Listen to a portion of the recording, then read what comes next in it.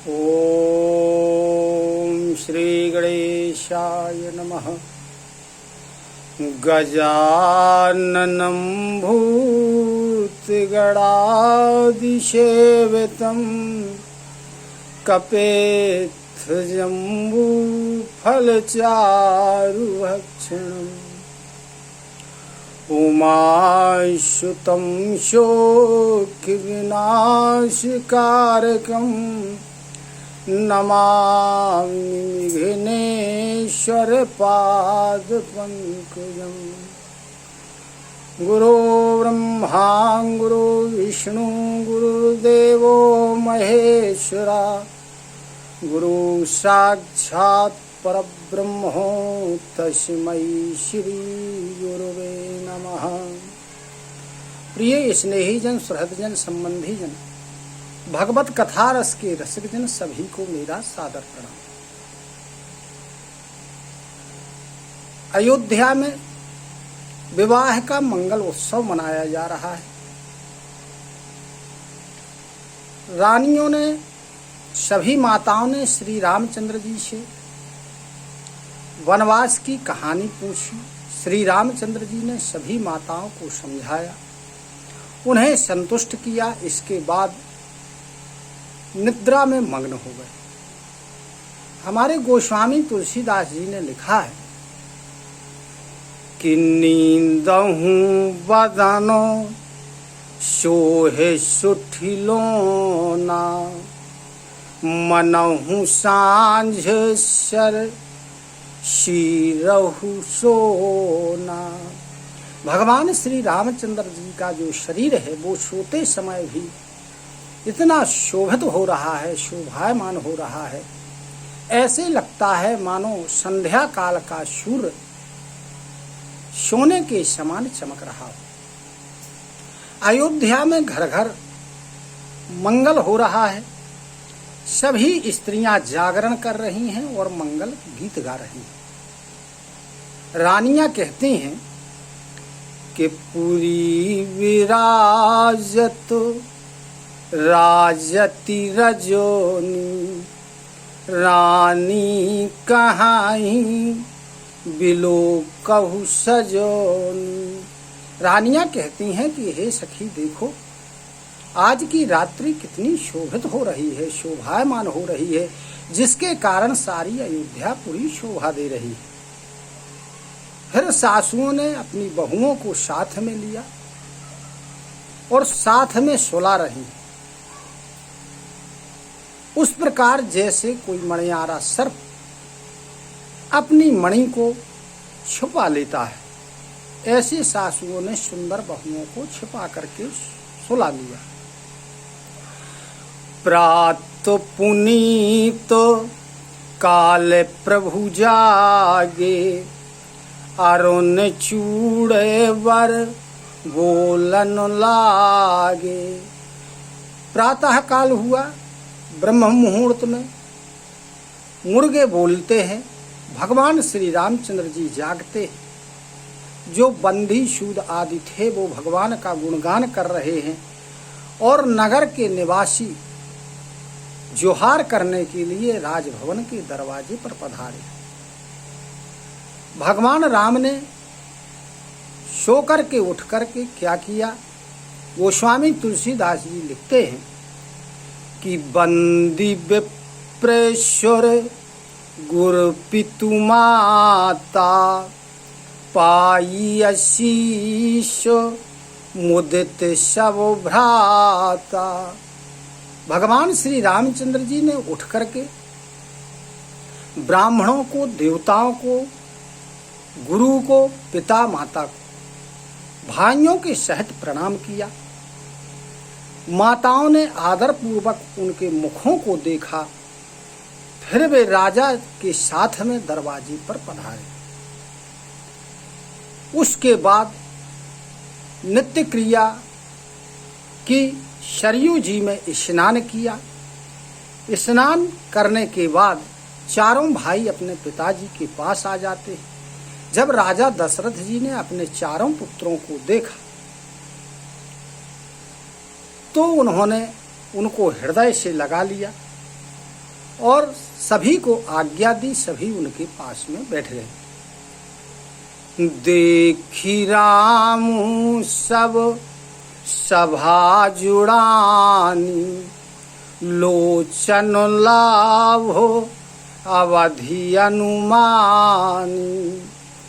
भगवान श्री रामचंद्र जी को जब सभा में उपस्थित लोगों ने देखा, उनका दर्शन किया, तब उनके हृदय में ठंडक हुई और नेत्रों का लाभ लिया, जिससे तीनों प्रकार के ताप उनके दूर हो गए। फिर उसके बाद वशिष्ठ जी और विश्वामित्र जी आकर के सभा में पधारे।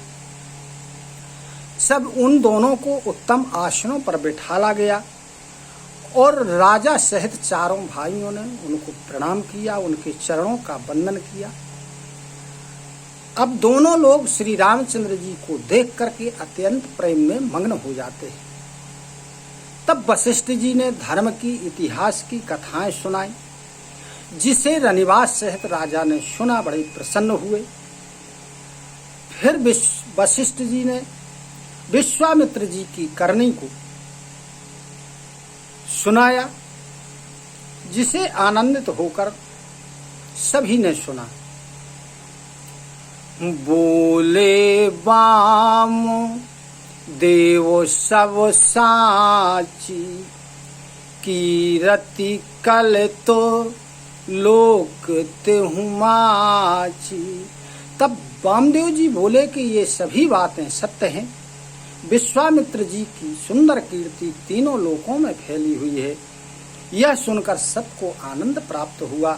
श्री राम लक्ष्मण के हृदय में अत्यधिक उत्साह उत्पन्न हुआ।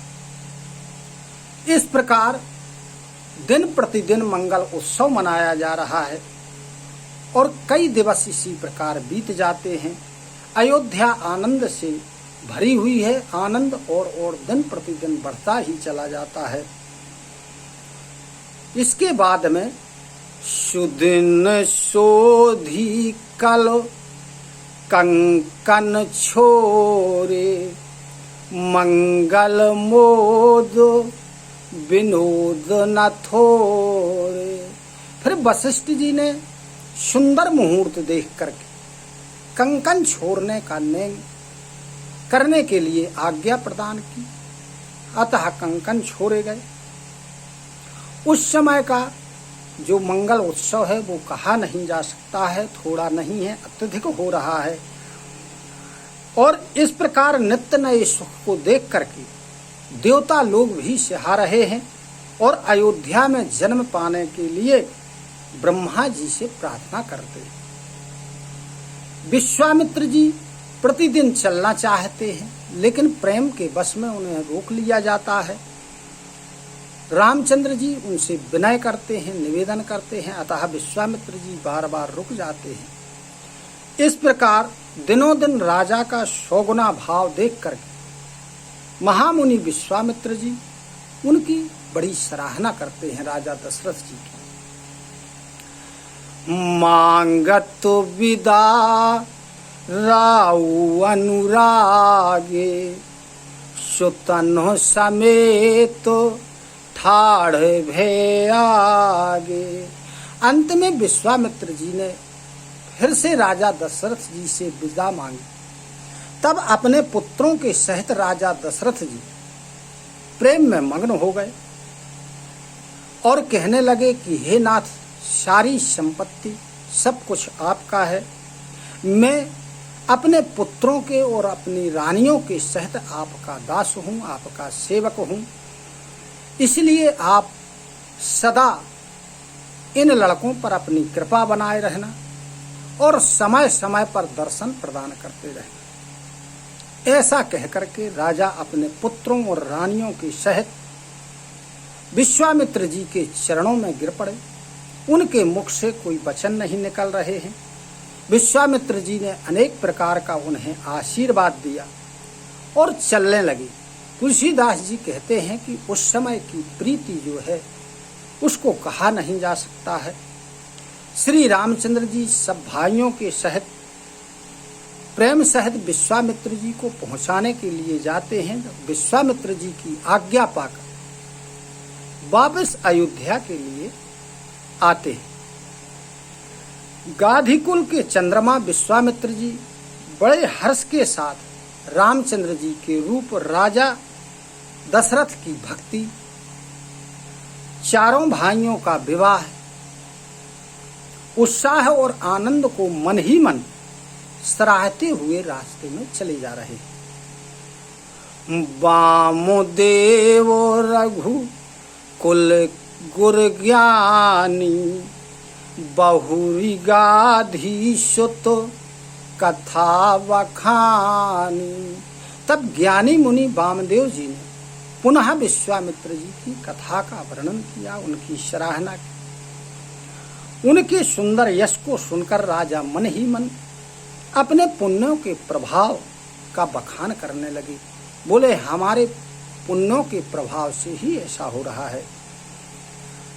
बहुरे लोग रजा यशु भयउ, सुतन्हो समेत नृपति गृह गए।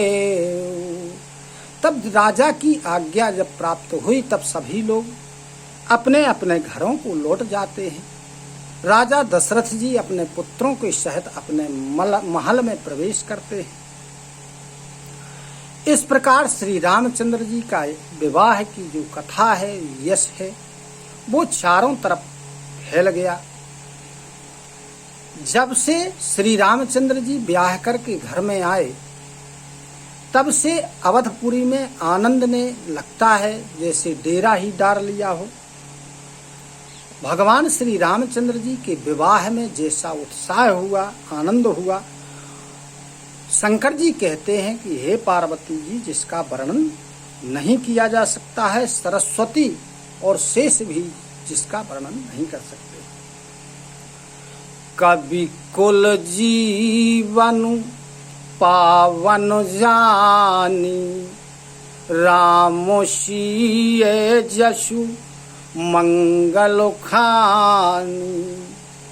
श्री सीताराम जी के यश को, कवि कुल के जीवन को जो पवित्र करने वाला है, मंगलों की खान है, ऐसा समझ करके तुलसीदास जी कहते हैं कि मैंने अपनी वाणी को पवित्र किया है और जिसे मैं थोड़ा सा बखान करके मैंने कहा है। अपनी वाणी को पवित्र करने के लिए श्री रामचंद्र जी का यश तुलसीदास जी ने कहा, नहीं तो श्री रघुनाथ जी का चरित्र तो अपार समुद्र के समान है, जिसे पार करना बड़ा कठिन काम है। जो लोग यज्ञोपवीत भगवान के और विवाह के मंगलमय इस चरित्र का वर्णन आदर के साथ करता है या आदर सहित उसका श्रवण करता है, वे लोग श्री जानकी जी और श्री रामचंद्र जी की कृपा से हमेशा सुख प्राप्त करते हैं। ऐसा हमारे गोस्वामी तुलसीदास जी ने लिखा है। भगवान श्री रामचंद्र जी के विवाह का चरित्र और श्री शिव जी और पार्वती जी के विवाह का चरित्र बहुत ही महत्वपूर्ण विषय है। इनको जो सुनते हैं भगवान इन पर विशेष कृपा करते हैं। सिय रघुवीर विवाहु जे सप्रेम गावहि सुनहि, तिन्ह कहूँ सदा उछाहु मंगलाय तन राम जसो। तुलसीदास जी लिखते हैं कि श्री सीताराम जी के विवाह को जो व्यक्ति प्रेम के सहित, आदर के सहित गाता है, यानी उसको पढ़ता है, उसका वर्णन करता है, और जो आदर के सहित उसे सुनता है, उनके जीवन में हमेशा उत्साह बना रहता है, सदा मंगल रहता है। क्योंकि भगवान श्री रामचंद्र जी का यश, उनकी कथा, उनके विवाह की कथा मंगलों को प्रदान करने वाली। बोलो सियावर रामचंद्र की जय। इसी के साथ बालकांड समाप्त होता है। अब हम और आप आगे कथा सुनेंगे अयोध्या कांड की। इसके आगे पुनः हम और आप श्री रामचरितमानस का दर्शन करेंगे, उसका श्रवण करेंगे।